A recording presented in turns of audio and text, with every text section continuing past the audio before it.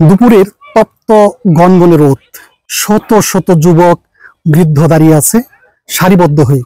সামনে উপস্থাপক ঘোষণা করছেন, এখন বক্তব্য প্রদান করবেন অমুক তমুক।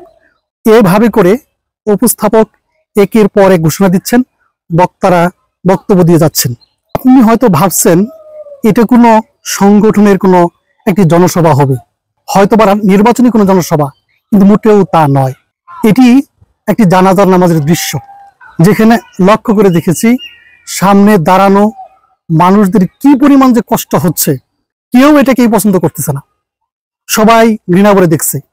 এতটুকু দেরি করানো, জানাজার আগে কষ্ট দেওয়া, অনেকেই হয়তো প্রস্রাবের চাপ নিয়ে আছে, অনেকেই রৌদ্রের মধ্যে দাঁড়ানো কষ্ট হচ্ছে, সেই দিকে কোনো ভ্রুক্ষেপ নাই, চলছে তো চলছেই। এই ভাষণের চর্চা, এই বক্তব্যের চর্চা একেবারে নিত্য নতুন একটি খারাপ কালচারে পরিণত হচ্ছে। জানাজার আগে এমন অনেক কথা বলা হচ্ছে যে আল্লাহকে ভয় করে না, সে মানুষদেরকে উপদেশ দিচ্ছে মানুষ যেন আল্লাহকে ভয় করে।